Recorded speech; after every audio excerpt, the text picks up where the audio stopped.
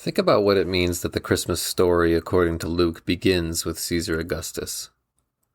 In those days, Caesar Augustus issued a decree.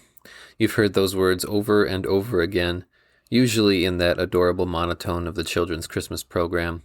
And the repetition and the monotone and all that has probably led us to take those words for granted. That's just how the story starts, right? But what does it mean?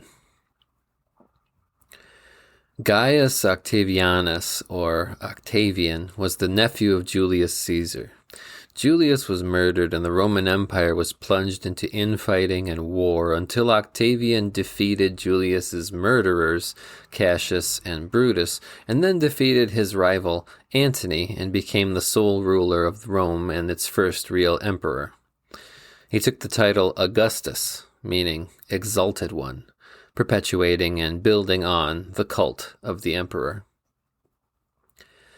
With peace and with the ego of declaring himself a god, Caesar Augustus issued a decree. He decided to count people. Citizens of his empire, soldiers of his army, servants of his throne, and all the people whom he thought belonged to him. And that was the census that put Mary and Joseph in Bethlehem, in a stable, under a star. Again, think about what that means. The world is going on out there, outside the stable. Kings and emperors are warring and winning and politicking and taking censuses and whatever. And we're so used to thinking of all of that as just the repetition and the monotone of life. That's just the backstory. That's just the context.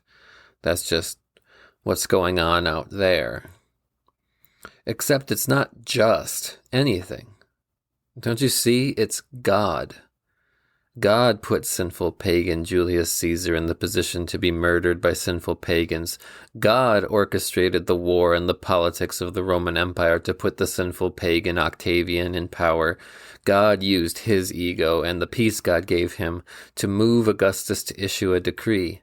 God moved the history of the world to put his unborn son in Bethlehem to fulfill promises he made centuries before any of the Caesars were even born.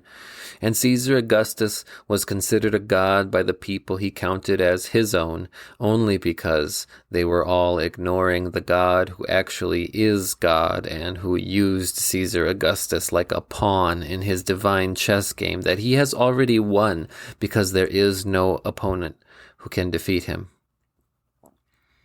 The fact that Caesar Augustus existed at all, let alone issued his little decree, is nothing but a testament to the power of God to use everything that exists to accomplish his will. And whatever titles little Octavian would claim for himself, like Augustus, are all jokes in comparison to the titles God earned for himself and for his son. Because that's what it means that Luke's Christmas story starts with Caesar Augustus. It means that God is in control, now and always, and the history of every nation and every person on the planet is God's tool to bring the good news of his Son to all the people who belong to him, which is everyone, all people.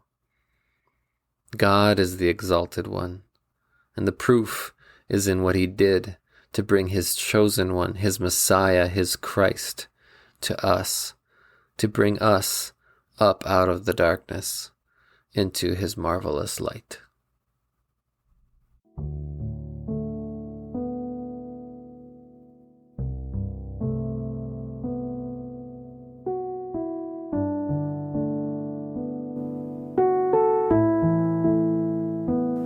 You and I are dust and breath, loved by God, bought by Jesus. This podcast is written and produced by me, Ethan Cherney, a WELS pastor serving Our Savior Lutheran Church in Pomona, California. Get in touch on Facebook at Dust and Breath Pod, on Twitter at Dust Breath Pod, or by emailing dustandbreathpod@gmail.com. Outro music arranged and performed by Mr. Peter Shawi, who is like snow fallen on Mount Zalman. Thank you for listening. Don't forget to subscribe, and if you could leave a review in iTunes or just share an episode on social media, I'd really appreciate it. It's the only way other people can find the show. Now go do what God made you to do. Be who God called you to be. Go see what God can do with dust and breath and faith in Jesus, his Son.